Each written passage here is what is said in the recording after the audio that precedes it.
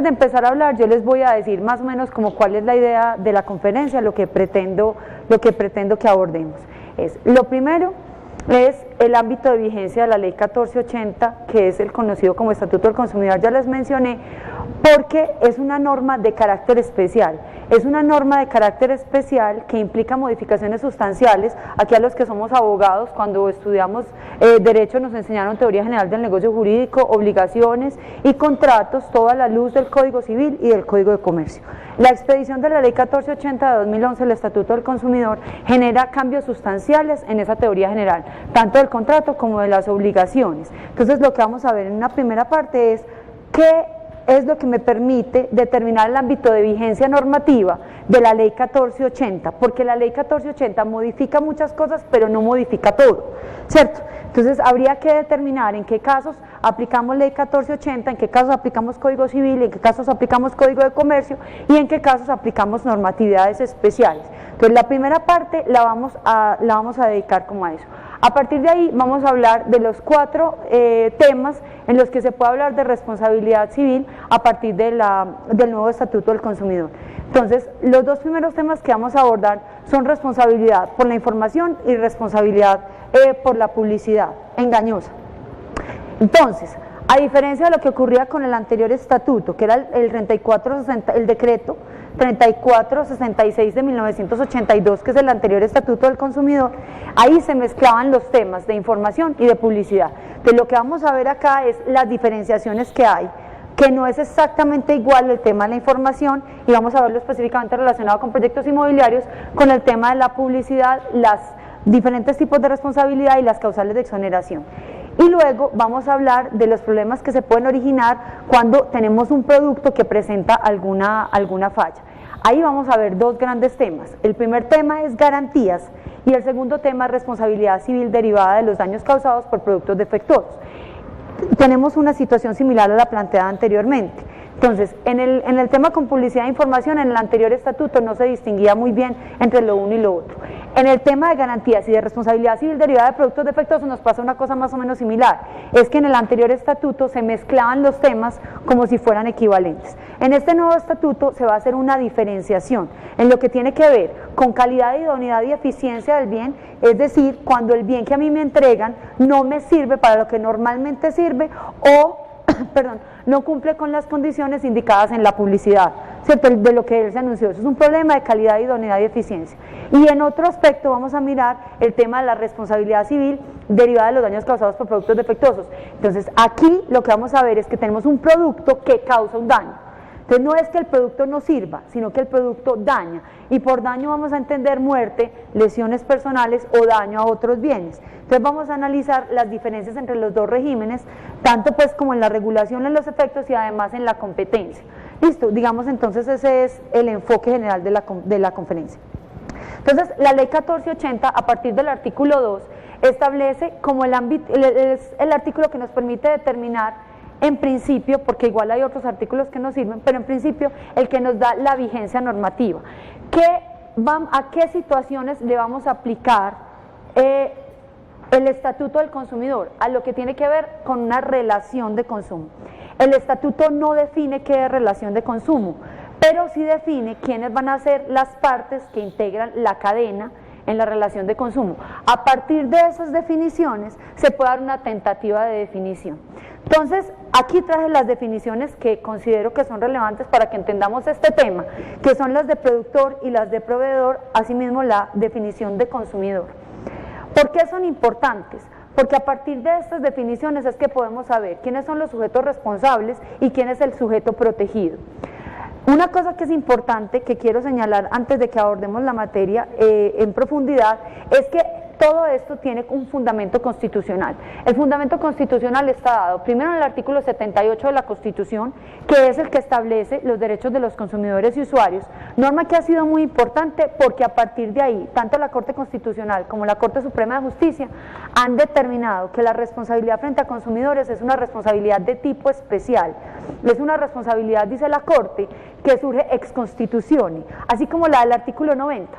que surge directamente de la Constitución, y como surge directamente de la Constitución no está, digamos, tan amarrada a las reglas estrictas de la responsabilidad que uno analiza cuando analiza el Código Civil. Entonces, el primer artículo que tenemos que tener en cuenta es el artículo 78, que dice que la ley tiene que proteger a los consumidores en lo que tiene que ver con su seguridad, con la salud y con la información que se brinde sobre los bienes y al adecuado aprovisionamiento de bienes y servicios. El otro artículo que también es importante analizar es el artículo 13 de la Constitución. El artículo 13 establece el derecho a la igualdad que tenemos todos. Entonces se dice que todos los colombianos nacemos libres e iguales ante la ley, pero en el inciso tercero del artículo 13 de la Constitución se dice que el Estado promoverá las condiciones para que la igualdad sea real y efectiva. Y promover las condiciones implica un tratamiento especial al que se considera débil. Lo que es interesante es que las Cortes han considerado que el consumidor es un débil en términos del artículo 13 de la Constitución, y eso no es un tema irrelevante, en la medida en que cuando se establece que uno es un débil, se establece un mandato para el Estado, y cuando hablo para el Estado estoy diciendo para el legislativo, para el administrativo y para el judicial, de tomar partido en favor de una de las partes de la negociación. Es decir, en la mayoría de las contrataciones que uno tiene frente al Código Civil y al Código de Comercio hay un deber de neutralidad de las autoridades, pero cuando entra un consumidor, ese deber de neutralidad se rompe porque se tiene que tomar medidas en favor de los consumidores, medidas que se concretan, por ejemplo, en temas como el indubio pro consumatore, y es que cuando haya dudas en la interpretación de la ley y la interpretación de los contratos, las dudas se tienen que resolver en favor de los consumidores, y además un aparataje de instituciones, como algunas que vamos a ver, entre otras, que van a proteger a ese débil contractual. Entonces, pero lo que necesitamos saber entonces es en qué momento surge la obligación para el Estado de tratar a uno de los polos de la contratación como si fuera un débil. Tratamiento diferenciado se da a partir de la relación de consumo. Entonces, como dije ahorita, estas definiciones son importantes porque acá tenemos quiénes son los responsables entre el productor y el proveedor y quién es el sujeto protegido. Entonces, ¿quiénes van a ser las personas que son obligadas? Quien de manera habitual, directa o indirectamente diseñe, fabrique, ensamble, importe bienes y servicios. Y es productor o expendedor quien de manera habitual, directa o indirectamente distribuya, suministre o comercialice productos con o sin ánimo de lucro. ¿Y quién va a ser el consumidor, que es el sujeto tutelado? Aquel en cuyo favor se establece toda la normatividad, aquel a quien supuestamente los jueces y la parte administrativa debe proteger, y aquel en cuyo favor el legislador tiene que dar normas de carácter tuitivo. El criterio para determinar quién es consumidor es un criterio que se ha debatido en la doctrina a nivel internacional, un criterio que tiene muchas dificultades, digamos, es duramente cuestionado, pero es un criterio al fin y al cabo, y se entiende por consumidor el destinatario final de los bienes y de los servicios. ¿Qué se entiende por destinatario final? ¿Cuál es la idea con el destinatario final? El destinatario final es aquella persona que no va a adquirir el bien para reincorporarlo en la cadena de comercialización y producción, sino que yo lo adquiero para una necesidad privada, doméstica, familiar o empresarial, porque los empresarios pueden ser consumidores, pero cuando eso no está directamente relacionado con su actividad principal. Cuando estamos como destinatario final y yo no voy a reincorporar el bien en la cadena de producción, se supone que yo soy consumidor. Entonces, a partir de estas definiciones podemos entablar una tentativa de definición. Esta definición que les estoy planteando acá no es una definición que surja del estatuto, es una definición que sacamos nosotros del análisis de las normas. ¿Qué es una relación de consumo? Y acuérdense que esto es importante porque es la que activa las normas. Es aquella relación que se da entre un productor o proveedor con un consumidor, y por productor o proveedor vamos a entender el que diseñe, construya, ensamble, fabrique, distribuya, importe, comercialice bienes y servicios, con un consumidor que es el destinatario final para la adquisición, disfrute, utilización final de bienes o servicios de manera gratuita u onerosa, ¿cierto? Entonces, a partir de esa definición empieza la vigencia del Estatuto del Consumidor. Cuando haya una relación de consumo, inicialmente la vigencia normativa está dada por el Estatuto del Consumidor, y en lo no regulado nos regimos por el Código Civil y el Código de Comercio. Esto es importante, esta definición que estoy diciendo acá, por lo siguiente. Cuando teníamos el anterior estatuto, que era el decreto 3466 de 1982, surgían dificultades y una de ellas era que cuando nos encontrábamos, por ejemplo, con un problema de un bien que no sirve para lo que normalmente sirve o que no cumple con las características que se dijeron de él en la publicidad, entonces usted esa situación la puede analizar, por ejemplo, a la luz del tema de los vicios redivitorios del Código Civil o de los vicios redivitorios del Código de Comercio, pero también están las normas alusivas a la garantía en el Estatuto del Consumidor. Lo que pasa es que las consecuencias jurídicas que se derivan de analizar ese aspecto a la luz del Código Civil o del Código de Comercio o analizarlo a la luz del Estatuto del Consumidor trae consecuencias supremamente diferentes, porque el Estatuto del Consumidor es tuitivo, protege al consumidor, pero el Código de Comercio es un estatuto de comerciantes, para comerciantes, hecho por comerciantes. Entonces, las consecuencias jurídicas son distintas. Un tema muy evidente, por ejemplo, es el tema de la oferta. En el Código de Comercio hay una norma que yo nunca he podido justificar cuando la estoy explicando en teoría del negocio jurídico, que es una norma que establece que la oferta escrita, cuando tiene las características de propaganda, no obliga al que la haga. Esa es una norma que no tiene justificación a la luz del principio de la buena fe, pero ahí sigue en el Código de Comercio. En cambio, la información y la publicidad en el Estatuto del Consumidor se dice que la información tiene que ser veraz, oportuna, suficiente, idónea, no sé qué.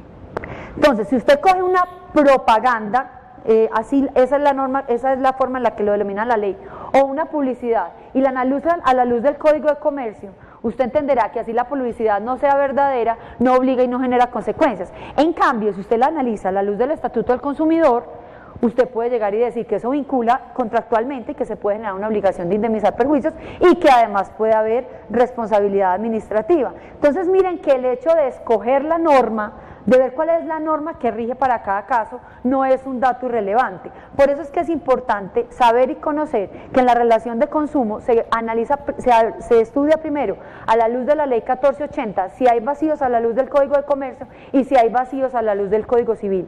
Cuando hay contradicción normativa entre el Estatuto del Consumidor y el Código Civil o el Código de Comercio, prevalece el Estatuto del Consumidor. ¿Por qué? Porque las normas del Estatuto del Consumidor son de orden público y esto significa, primero, que van a tener prevalencia y segundo, que no van a ser susceptibles de ser pactadas en contrario. Cosa muy importante que nos modifica también la forma en la que aprendimos contratación y autonomía de la voluntad privada a la luz del Código Civil y el Código de Comercio, cuando la gran mayoría de las normas son de carácter supletivo y son susceptibles de ser pactadas. O sea, si yo cojo el artículo 15 del Código Civil, me dice que los derechos podrán renunciarse cuando estén establecidos única y exclusivamente en favor del renunciante y cuya renuncia no esté prohibida, ¿cierto? El artículo 1501 le dice a uno que los contratos tienen tres elementos, los esenciales, los de la naturaleza y los puramente accidentales, y dice que los elementos de la naturaleza, que son la mayoría, que es lo que la ley establece cuando yo no digo nada, se puede pactar en contrario. Entonces, en el Código Civil, en el Código de Comercio, ¿yo qué puedo pactar en contrario? Casi todo. O sea, yo puedo pactar en contrario las reglas del riesgo, yo puedo pactar en contrario las reglas de la responsabilidad, yo puedo pactar en contrario los daños a indemnizar, el monto de los daños, yo puedo pactar reglas especiales con respecto, por ejemplo, a la renuncia al saneamiento por evicción, renuncia al saneamiento por vicios redivitorios, renuncia a la condición resolutoria tácita. O sea, a la luz del Código Civil y del Código de Comercio, lo que yo puedo modificar contractualmente es la gran mayoría de lo que normalmente rige en un contrato. En cambio, a la luz del Estatuto del Consumidor, como las normas son de orden público y no son susceptibles de ser pactadas en contrario, los derechos que se establezcan acá, así se renuncian expresamente, esa renuncia se tomará como ineficaz, como una cláusula abusiva que se tiene por no escrito. Otra cosa que es importante analizar es que el Estatuto del Consumidor es una ley que es de carácter especial, que prevalece sobre el Código Civil y el Código de Comercio, pero que aplica siempre y cuando no haya una norma especialmente aplicable de protección en otro ámbito. Me explico. Si una persona tiene un problema como destinataria de servicios públicos domiciliarios, la ley que lo va a cobijar no es la 1480, sino la ley 142, que es la de servicios públicos. Y si yo tengo un problema con una entidad financiera, me protege el estatuto financiero, no la ley 1480. Lo que pasa es que cuando se agote la 142 o cuando se agote el estatuto financiero, aparece la ley 1480, o sea, no es la norma primera que se aplica, pero sí es como criterio subsidiario. Hasta ahí vamos bien, listo. El estatuto del consumidor, ya dijimos, entonces tiene normas de orden público y no se puede pactar en contrario. Entonces, si esto es así, ¿cómo quedamos entonces en el ámbito de vigencia normativa? ¿Qué se rige por el Código Civil? ¿Qué se rige por el Código de Comercio? ¿Y qué se rige por el Estatuto del Consumidor? Entonces, cuando yo tengo una relación entre dos personas que ninguna de las dos es comerciante y no realizan acto de comercio, aplicamos la normatividad del Código Civil. Cuando yo tengo una persona que es comerciante y celebra un negocio jurídico con otra persona que es comerciante, aplicamos el Código de Comercio. Cuando yo tengo una persona que es lo que inicialmente uno podría pensar que es comerciante, que es alguien que habitualmente se dedique a ser productor, importador o proveedor, y esa relación la hacemos con un destinatario final, esa norma que inicialmente uno siempre la había estudiado a la luz del Código de Comercio, porque en el Código de Comercio se decía que cuando el acto era mixto, o sea, comercial para una parte y civil para otra, la relación se regía por el Código de Comercio, eso ya queda, digamos, alterado a la luz del estatuto, porque cuando al comerciante le podemos dar el carácter de productor o proveedor y el importador está dentro del carácter de productor, y esa relación se hace con un destinatario final, ahí aplica entonces la 1480. Listo, ese es el ámbito de vigencia. Vamos entonces a hablar de las fuentes de responsabilidad en la ley 1480. Entonces, primera fuente de responsabilidad que vamos a analizar, el deber de información. En el anterior estatuto se establecía que la información que se brindaba al público tenía que ser veraz y suficiente. En la nueva norma se establece ya no solamente que tiene que ser veraz y suficiente, sino que tiene que ser clara, veraz, suficiente, oportuna, verificable, comprensible, precisa e idónea. Cuando el legislador redacta todo este mundo de características adicionales que se le hacen a la información, no es porque estuviera buscando pues varios sinónimos, como ve, yo como escribiera, no, el legislador acá lo que estaba tratando de hacer era solucionar, digamos, unas dificultades que se venían presentando, incluso con reclamaciones que se hacían ante la Superintendencia de Industria y Comercio. Me explico, en el tema de la información tiene que ser verificable. Resulta que hay una cierta información que se da en productos y publicidad que se hace, en la que el anunciante atribuía características a su producto. Y cuando se iba a mirar, entonces, vamos a salir por un instante del tema, específicamente en inmuebles, cuando uno le decían que la crema rejuvenecía, o que embellece, o que adelgaza, o que quita la calvicie, entonces, si uno habla del principio de la buena fe, entonces viene la autoridad y le dice, esto no es verdad, y el otro me dice, pruébeme. Cuando acá se dice que la información tiene que ser verificable, ya la carga de la prueba no la tiene el Estado, de probar que usted me está diciendo mentiras, sino que cuando usted es profesional, en el sentido que es productor, proveedor o importador, usted tiene la carga de la prueba. Es decir, la información que usted brinda al público, usted tiene que estar en capacidad de demostrarla a la autoridad. Entonces, digamos, es una alteración en la carga de la prueba. ¿Cuándo se genera responsabilidad por la información? Cuando la información que se da es inadecuada, insuficiente, o es falsa o no es verificable. Esta responsabilidad derivada del deber de información, digamos acá lo estoy hablando primero de manera general en la ley 1480 y ya lo voy a hablar específicamente en lo que tiene que ver con la actividad de la construcción, es una responsabilidad que se cataloga como una responsabilidad objetiva. Cuando hablamos de responsabilidad objetiva, ¿a qué estamos haciendo alusión? No estamos diciendo que cuando uno da una información necesariamente tiene que responder, porque habrá causales para liberarse de la obligación de responder. Lo que estamos diciendo es que la prueba de la diligencia y cuidado no exonera. Voy a explicar esto de manera muy breve, específicamente para las personas que no son abogados. Pido disculpas a las personas que son abogados, para una explicación muy sencilla.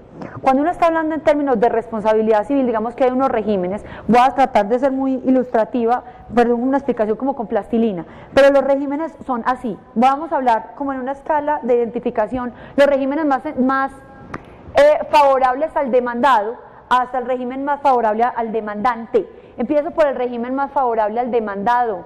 El régimen más favorable al demandado es lo que se denomina un régimen de responsabilidad con culpa probada.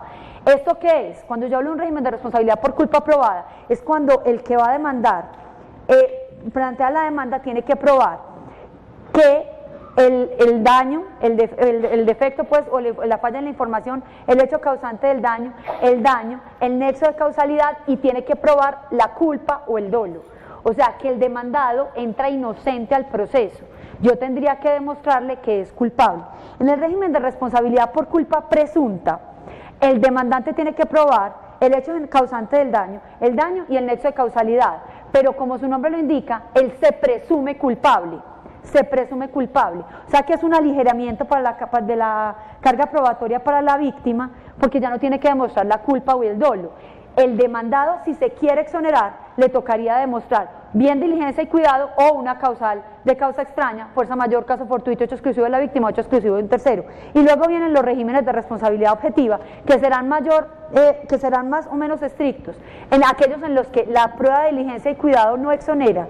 Yo demandante no tengo que probar la culpa ni el dolo, y el demandado, aunque pruebe diligencia y cuidado, no se exonera, lo exonera causa extraña. ¿Y qué es causa extraña? Fuerza mayor o caso fortuito, que es un evento exterior imprevisto, imprevisible, al que es imposible resistir, el hecho exclusivo de la víctima o el hecho exclusivo de un tercero. Entonces, cuando hablamos de causales de exoneración, cuando hay una falla en la información, el productor, el proveedor, el importador emiten una información que no cumple con esas características, las únicas causales que le sirven para exonerarse son las que se constituyen como causa extraña. Entonces se entiende que la responsabilidad es objetiva porque la diligencia y cuidado no exonera, y el demandante no tiene que probar la culpa del demandado. En ese sentido es que se entiende que es responsabilidad objetiva. Esta situación fue regulada por la circular 06 del 2012, específicamente en lo que tiene que ver el tema de la información, en lo que tiene que ver con personas que promuevan, que vendan y promocionen bienes inmuebles destinados a vivienda. Es que ya había pasado unos casos que habían sido, en mi modestísima opinión, fallados de manera muy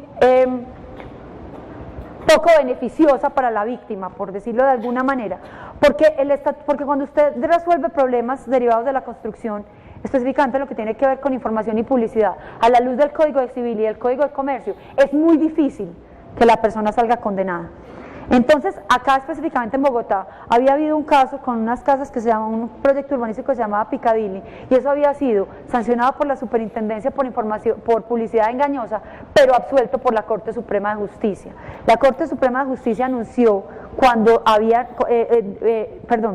exoneró de responsabilidad cuando se había demostrado que había habido una falla en la información, que se habían dicho que cosas que no eran verdad, se había dicho que la unidad era cerrada y no era cerrada, se habían incluido bienes que eran zonas de cesión al distrito, como si hicieran parte de la unidad, se entregaron bienes inmuebles con fallas en los materiales, y cosas que se habían prometido vender no se incluyeron, y la Corte Suprema exoneró con los principios tradicionales del Código Civil, porque es que probar, por ejemplo, uno aquí que le tocaría probar, si esto se analiza a la luz del Código Civil, vicio del consentimiento. ¿Y cuál es el vicio del consentimiento aplicable aquí? El dolo. Y mira, acuérdense cuando uno veía teoría del negocio jurídico, lo que le toca probar, cuando uno va a probar dolo como vicio del consentimiento, usted tiene que probar que la otra parte me indujo a un error y que ese error fue el motivo determinante del acto jurídico o contrato. Cuando tenemos una comercialización tan masificada, demostrar que la otra parte fue la que me indujo a un error y que ese fue el motivo determinante es muy difícil.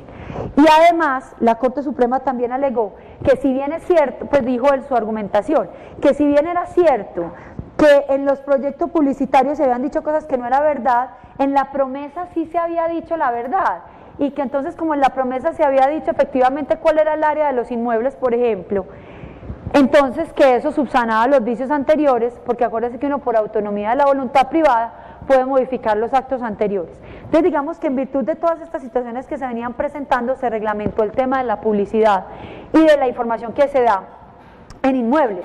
Esta circular es una circular, pues como nadie está libre de un desprograme, para que le peguen una miradita, entre otras cosas porque es una circular corta, pues no tiene, pues son 2 paginitas, es muy cortica. Entonces acá se ponen temas de lo que se tiene que anunciar cuando yo estoy anunciando bienes inmuebles. Entonces, se tiene que anunciar el área privada construida, sin perjuicio de que se indiquen otras como el área privada libre y las áreas comunes de uso exclusivo. ¿Por qué? Porque en el caso específico que les contaba de Piccadilly, El tema de los patios, que se le había dicho a las personas que eran bienes de uso privado, ellos dijeron, yo le dije que era de uso, yo les dije que eran bienes privados. No, qué pena, no era privado, era de uso privado. Acuérdense que los reglamentos de propiedad horizontal, uno tiene los bienes comunes, pueden ser bienes comunes con destinación exclusiva.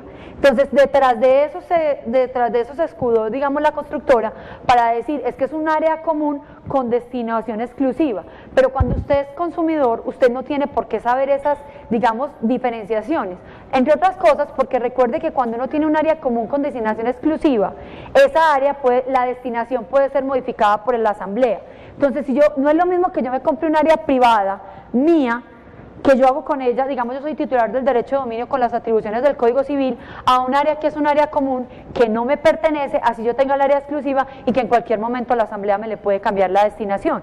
Entonces, cuando se hace esta alusión, esta reglamentación se hace específicamente para eso. Entonces, ¿qué se tiene que indicar? El área privada libre, excluyendo las áreas que hacen parte como de los buitrones y de las columnas y eso, para decir cuál es el área privada libre y las áreas comunes de servicio exclusivo. Cuando no se diga expresamente en el área anunciada, el área anunciada de qué tipo es, se va a presumir que es un área privada exclusiva, para que después no le vayan a salir con que es que era un área común con uso exclusivo. Cuando se le ofrecen parqueaderos, que están en área común, se le tiene que anunciar eso y se le tiene que anunciar al consumidor o destinatario final que eso puede ser cambiado por la asamblea.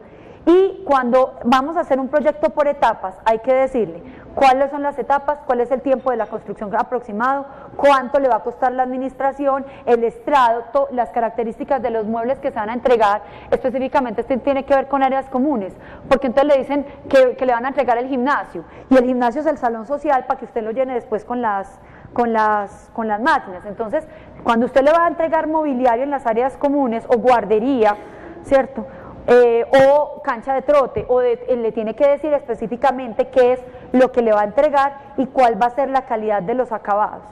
Listo.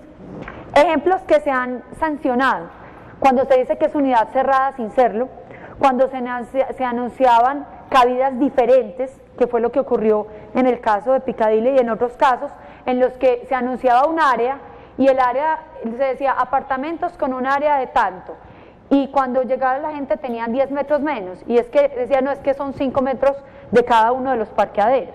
Entonces esos son tipos de casos que ya se han sancionado, o cuando se ofrecen zonas comunes específicas que no se entregan. ¿Listo? Entonces, digamos, por acá ya termino el primer tema, que es la información. La información, específicamente en el Estatuto del Consumidor, no pretende persuadir.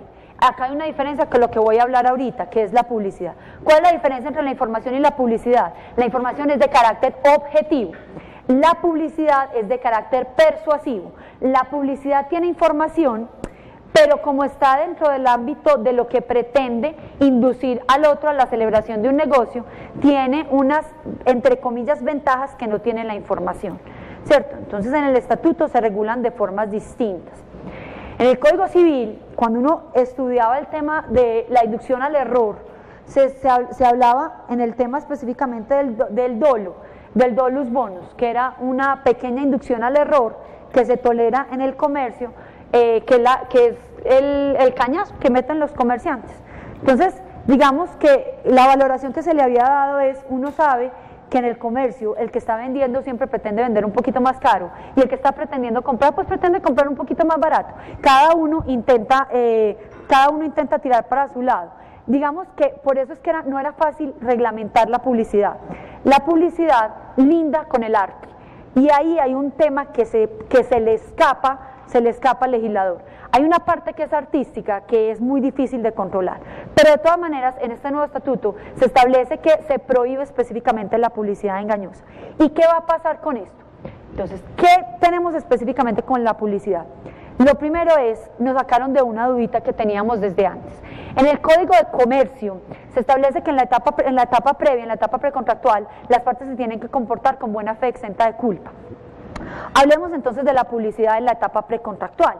Entonces, cuando se hace la publicidad, lo que hacía mucha gente es que decía en los brochures y en los plegables, en la campaña televisiva, en la revista inmobiliaria, le dicen a usted un montón de cosas, pero cuando le toca firmar la promesa de compra-venta, al final, antes casi que de la parte que dice este documento se firma en la ciudad de Medellín o de Bogotá, antes de eso hay un último parágrafo que dice, este contrato se entiende como con el contenido integral de la negociación establecida entre las partes, de tal manera que se desconoce valor a todo acuerdo al que se hubiera llevado a cabo antes de la firma de este documento. ¿Para qué servía esa clausulita insignificante de la promesa de contrato? Para decir todo lo que yo le dije en sala de ventas, todo lo que le anuncié en la publicidad, pues ya no rige.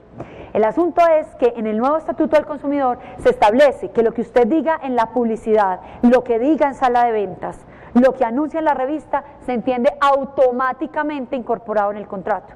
Lo que usted diga en la publicidad hace parte del contrato. Y acuérdese que esta norma es norma de orden público. Luego no es susceptible de ser pactada en contrario. Luego, aunque usted me ponga la cláusula al final en la promesa de compra-venta, si usted en la publicidad me dijo una cosa y después en la promesa, sin que haya una causal de justificación, porque a veces puede ocurrir que, por ejemplo, la curaduría le obliga a usted a modificar en algunos aspectos el plano y hay algunas cosas que, digamos, se pueden entender, pero hay cosas que usted las puede justificar, pero hay otras que no. Entonces esta clausulita que dice, eso se entiende como el contenido integral, pero me tiene que incorporar lo que dijo en sala de ventas. Entonces lo que le dice uno a la gente cuando tiene que asesorar comerciantes y cuando tiene que asesorar constructores es, póngale cuidado a la información que usted va a dictar, póngale cuidado a la niña que pone en sala de ventas, porque muchas veces el que está tratando de cerrar el negocio, por cerrar el negocio ofrece cosas que no está en capacidad de cumplir. Lo que usted diga en la publicidad hace parte del negocio. Obviamente el consumidor tendrá un problema y es demostrar en el caso de la sala de ventas qué fue lo que le dijeron, pero acuérdense que las partes se tienen que comportar con buena fe exenta de culpa. Entonces lo que se diga en la publicidad queda incorporado en el contrato. Este tema queda pendiente para investigaciones acerca de cómo queda entonces el principio de la autonomía de la voluntad privada a la luz de esta restricción que se hace. Cuando vamos a hablar de engaño, uno pregunta, ¿qué vamos a entender por engaño? Porque hay unas condiciones objetivas en la publicidad y hay unas condiciones subjetivas en la publicidad. Me explico. Una cosa es que yo le diga como anunciante, como constructor, el mejor lugar para vivir. Eso es un elogio subjetivo del anunciante. Entonces, si el otro llega y me dice, ¿qué me va a decir? Usted me engañó, esto acá es un infierno. ¿Cierto? Eso no, entonces usted me engañó. Eso es un elogio subjetivo del anunciante. El elogio subjetivo del anunciante no constituye engaño.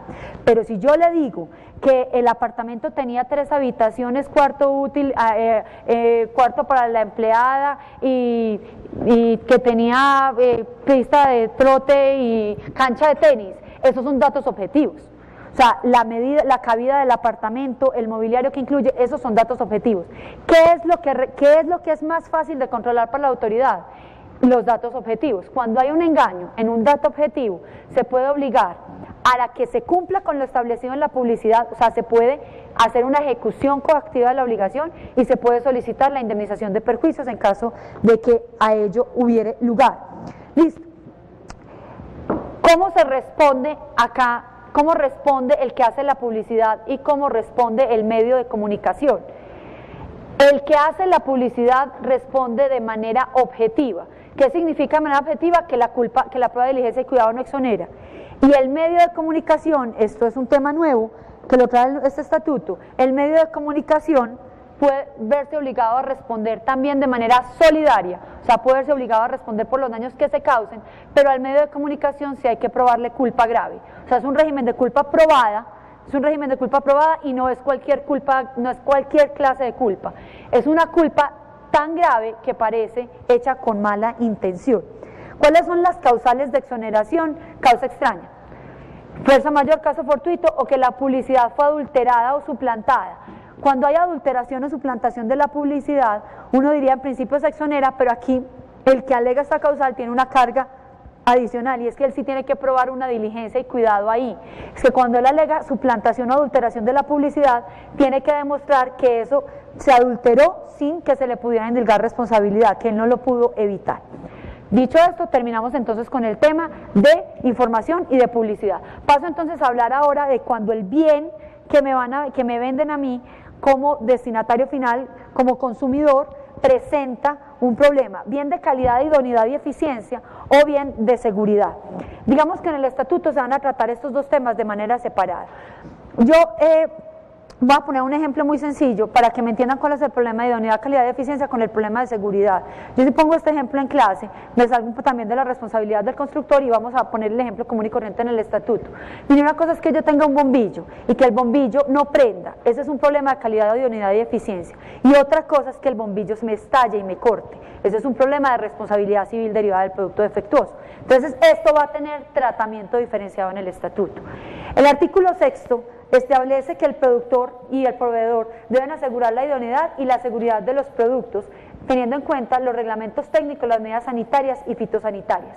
Cuando hay un problema en calidad, idoneidad, eficiencia y en seguridad, surgen tres responsabilidades distintas, tres responsabilidades, y la persona puede ser investigada y sancionada en tres escenarios distintos y no puede alegar non bis in idem. Él no puede decir me están castigando 3 veces por lo mismo, porque usted cuando usted tiene un producto y lo comercializa y ese producto tiene un problema de calidad, idoneidad, de eficiencia, responde por garantía. Si además el producto causa daño, lo pueden obligar a que indemnice los perjuicios causados por ese producto, y además de ello la autoridad administrativa, en este caso sería la superintendencia, le puede imponer multas y le pueden pasar las tres cosas.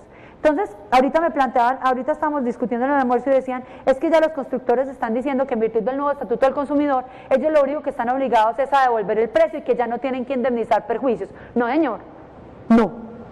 O sea, se pueden ver obligados a devolver el precio, y ahorita vamos a ver, cuando uno dice devolver el precio, ¿eso qué incluye? ¿Eso qué significa? Pero eso no significa que por devolver el precio no estén obligados a indemnizar perjuicios si es que se causan. ¿Qué es una garantía? La garantía de ley es una garantía temporal. Esto significa por ley no hay garantías de por vida. Solidaria.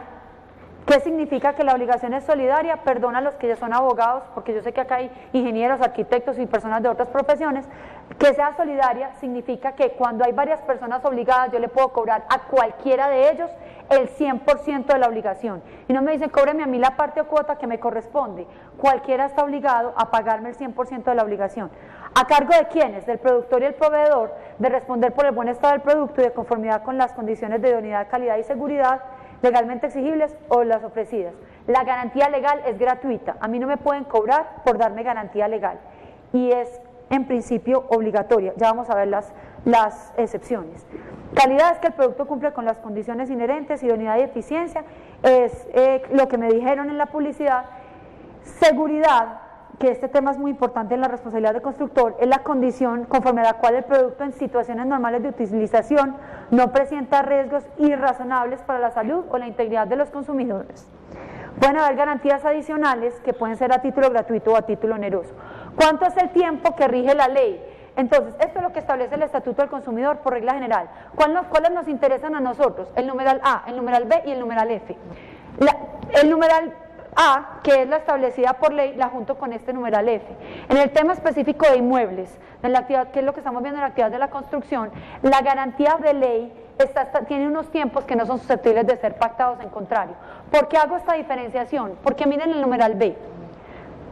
Cuando yo le estoy explicando esto a mis estudiantes, les digo, mire, es que en los detalles habita el demonio, ¿cierto? Vea, cuando uno le dicen que hay garantía y que todos los productos nuevos en Colombia tienen garantía, uno dice, ¡ay, tan bueno!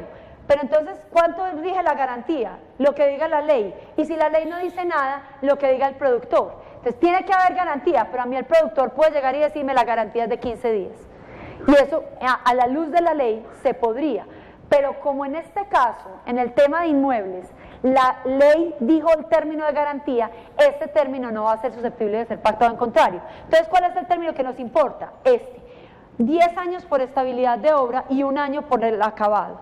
Noten una cosa, el término de 10 años de estabilidad de obra, entonces uno dice, o sea que la ley, la 1480 me repitió lo que ya había dicho el Código Civil. Recuerden que el 2060 del Código Civil establece la responsabilidad de los constructores por problemas en el suelo y por estabilidad de la obra de 10 años. Pero no son lo mismo. La garantía decenal de la ley 1480 no es la misma responsabilidad del Código Civil.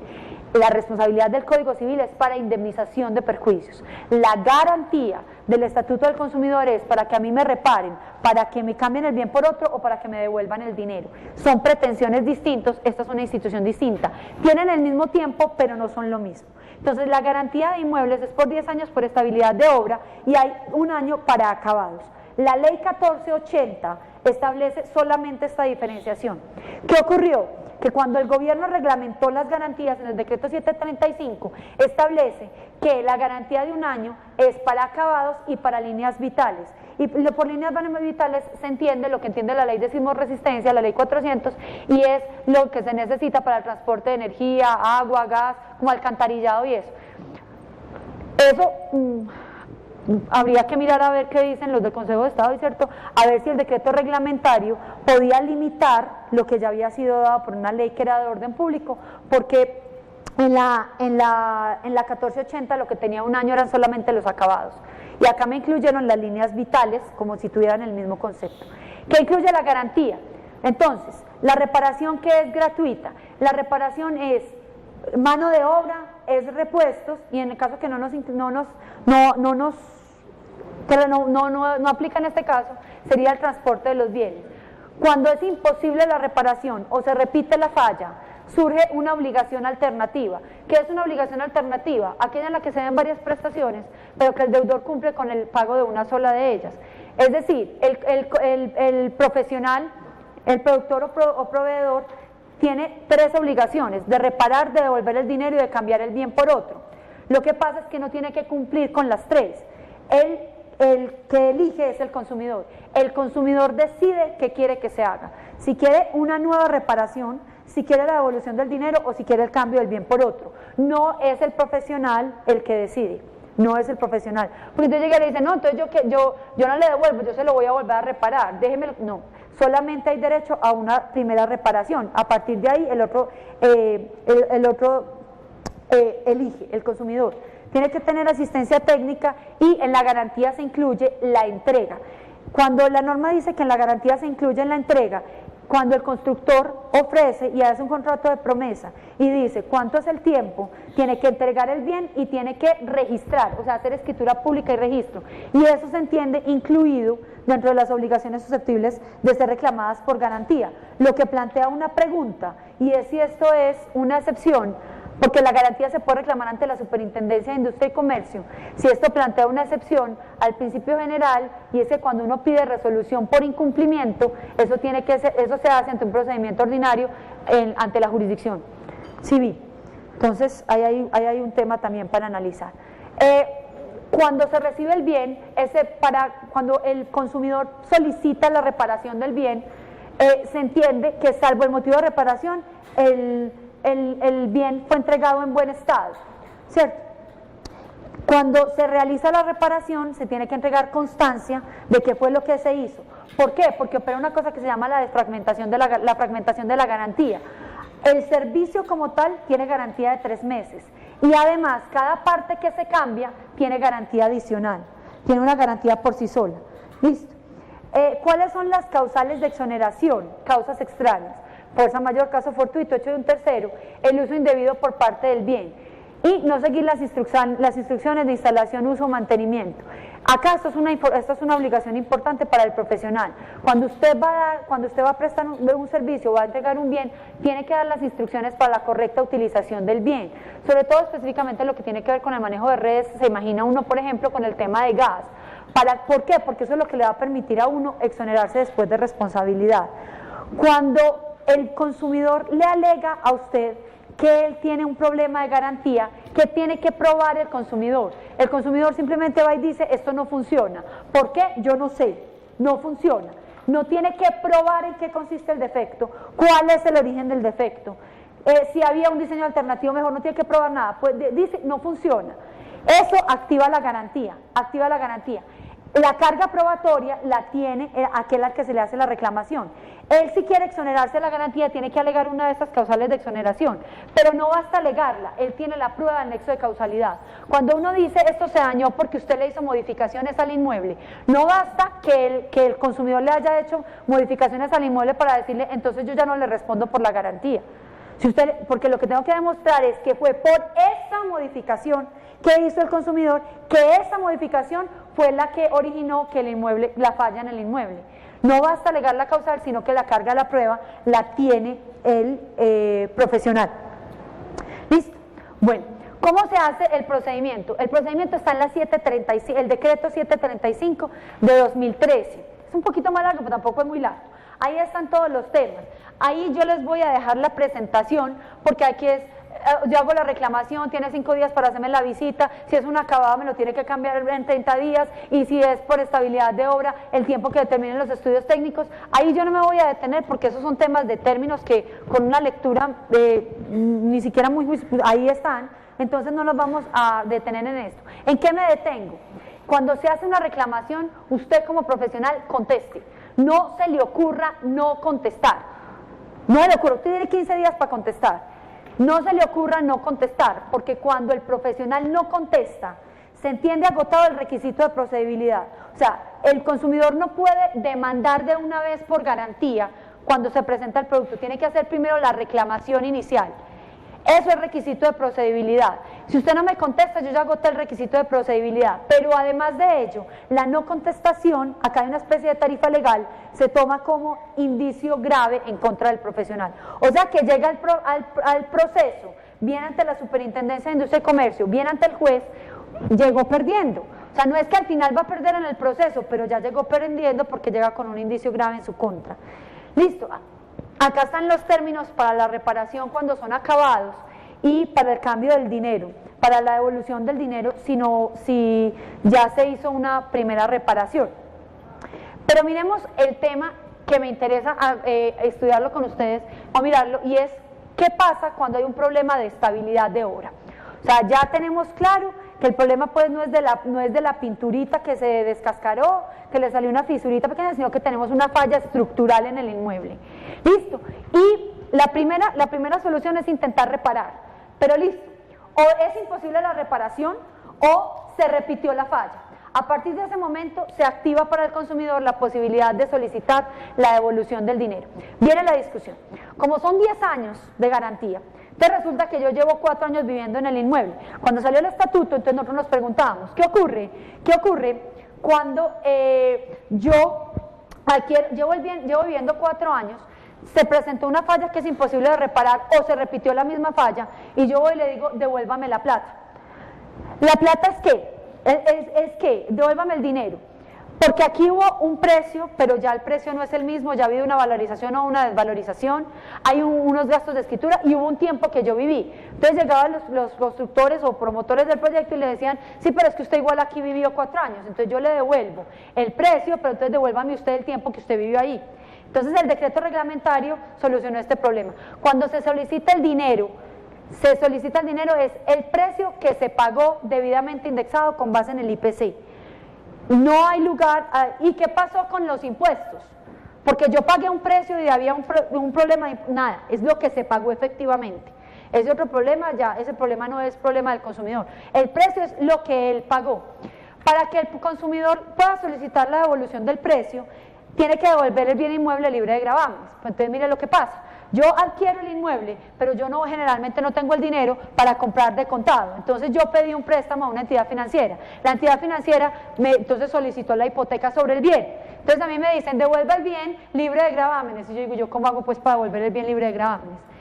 Para devolver el bien libre de gravámenes, el profesional le tiene que pagar a la entidad financiera, le tiene que pagar al consumidor todo lo que él le ha pagado a la entidad financiera indexado, y le tiene que pagar a la entidad financiera todo el saldo que queda del crédito. Entonces, yo pedí el préstamo en Bancolombia, son 15 años de financiación, llevo 4, entonces me devuelve lo que yo le di a usted de cuota inicial indexado, me tiene que pagar lo que yo le he pagado al banco indexado, y lo que yo todavía le debo al banco se lo tiene que pagar la entidad financiera. Entonces, igual yo ya tenía un derecho que me había sido otorgado por una norma de orden público que no es susceptible de ser pactada en contrario y que el reglamentario no tenía potestades para quitármelo. Entonces, ¿yo qué opino? Bueno, primero, ¿qué dice la norma? Nada. Entonces, hay solución normativa, el reglamentario no está. Entonces, o sea, ya. Ahora viene mi opinión, que mi opinión pues es una opinión, o sea, no vincula para nada. Pero entonces lo que yo opino es que ahí se aplica la analogía, que está reglamentada para los otros bienes, y que si el profesional todavía tiene unos bienes que tienen similares características o mejores, similares características, habrá lugar al cambio del bien por otro, y que los costos de esta transacción deben ser asumidos por el profesional. ¿Listo? Terminado entonces el tema, cuando el bien no sirve. Aquí no he pedido ni un peso de indemnización de perjuicios. La garantía no comprende indemnización de perjuicios. ¿Ante quién se solicita la garantía? Primero, la reclamación directa ante el productor o proveedor, cualquiera sea el miembro de ellos que dijimos, se puede hacer la reclamación, y cuando no me contestan, cuando me dijeron que no, o cuando no me dieron la respuesta que yo esperaba, yo puedo demandar. ¿Ante quién demando? Ante la jurisdicción ordinaria, o puedo demandar ante la Superintendencia de Industria y Comercio. La Superintendencia de Industria y Comercio tiene una delegatura especial para asuntos jurisdiccionales. La Superintendencia de Industria y Comercio actúa como juez. Ahora voy a hablar de la responsabilidad civil derivada de producto defectuoso. Aquí ya no estamos hablando de que el problema no es que el bien no me sirva, el problema es que ese bien que tenía un defecto causó un daño, porque mató a alguien, porque lesionó a alguien, o porque dañó otros bienes diferentes de aquel que tiene el defecto. Porque, y si se daña el mismo bien, o sea, si el problema es que se me dañó el apartamento y yo quiero demandar porque se me dañó el apartamento, lo del apartamento, específicamente el apartamento de la vivienda, usted lo reclama por garantía. Si es solamente eso, para responsabilidad por productos defectuosos, entonces ya viene este proceso. Este proceso tiene competencia, para este no tiene competencia la superintendencia, este es exclusivo de los jueces. Como es aquí yo ¿qué pretendo? Aquí yo pretendo indemnización de perjuicios. Antes de meterme específicamente en el tema de qué es lo que va a incluir el tema de la responsabilidad civil derivada del producto defectuoso, hay un artículo que llama la atención, que es el artículo 19, y es qué ocurre cuando cualquiera de los miembros de la cadena, y aquí viene una responsabilidad para todos los que participan en el proceso de la construcción, qué pasa cuando alguien que está en el proceso se da cuenta que el producto está en capacidad de causar daño a otro. Es decir, cuando yo ya me di cuenta que no se están cumpliendo con las normas de sermoresistencia, que cae pues, que hay un medio temblorcito, cualquier cosa, y esto se va a caer. No, o sea, no es que yo digo, no, problema de los otros, ahí verán. Si se demuestra que yo ya sabía y que no denuncié, yo tengo que decir, cuando hay un problema y cualquiera de los miembros de la cadena se da cuenta que tiene la potencialidad de causar daño, tiene la obligación de decir. Si no lo hace, se convierte en solidariamente responsable de los daños que se causen y puede provenir una responsabilidad administrativa de carácter individual. Esta mañana que estaban mencionando el tema, específicamente con el tema de las personas que hacen parte del proceso en la comercialización, de las personas naturales y el revisor fiscal y todas esas personas, no dice, pero ellos tienen que ver o no. Noten una cosa que está en el tema de sanciones en el artículo 61, y me permito leerlo textualmente, que es adicional a este artículo 19. Cuando se compruebe que los administradores, directores, representantes legales, revisores fiscales, socios, propietarios u otras personas naturales han autorizado o ejecutado conductas contrarias a las normas contenidas a la presente ley, se les podrá imponer multas hasta por 300 salarios mínimos legales mensuales, vigentes al momento de la imposición de la sanción, y la prohibición de ejercer el comercio hasta por 5 años, contados a partir de la ejecutoria de la sanción.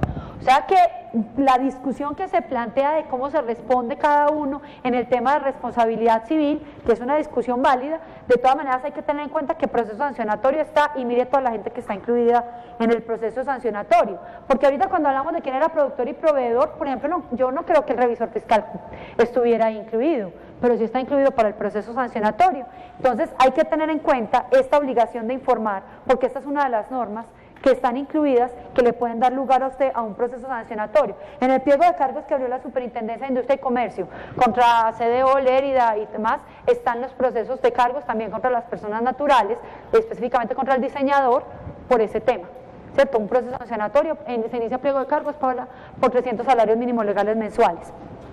¿Qué se va a entender por defecto? Se entiende por defecto cuando el bien no ofrece la razonable seguridad, ya voy a terminar, que se cabría legítimamente esperar. ¿Cuáles son los defectos? Puede haber defecto en el diseño, defecto en la construcción, defecto de embalaje que en este caso no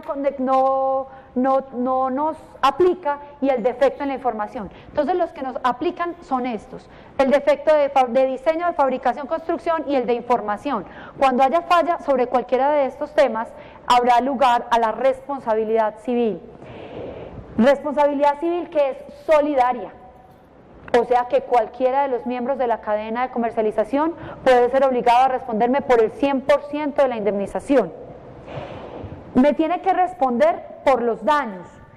La norma establece que daño son lo que les dije: muerte, lesiones o daño a otros bienes. Queda la discusión de qué ocurre, porque en Colombia hay un principio y es la reparación integral. ¿Qué pasa con el lucro cesante y qué pasa con el daño moral? Porque la norma no los reglamentó específico, pero en el artículo que habla de daño dice que se entiende por daño estos, los que les enuncié, pero además se entienden incluidos todos aquellos que la legislación establece. Entonces uno podría preguntarse, ahí si cabe entonces el principio de la reparación integral. Lo que pasa es que a mi modo de ver esta enumeración no es inocente, porque en Europa, específicamente con productos defectuosos, y en Estados Unidos, se está planteando mucho esto, porque cuando pasan casos de bienes que causan daños a muchísimas personas, viene el problema de qué pasa con la insolvencia, porque cuando a todo el mundo hay que indemnizarlo de manera integral, no hay plata que alcance. Entonces, a nivel internacional se está buscando tasar los daños, limitarlos a efectos de lograr indemnizar a todas las víctimas, aunque sea en parte. Entonces yo creo que la enumeración no es inocente. Ahí les dejo la inquietud. ¿Qué tiene que probar el demandante? Tiene que probar, en los detalles habita el demonio. La responsabilidad es objetiva, o sea que no hay que probar la culpa del profesional.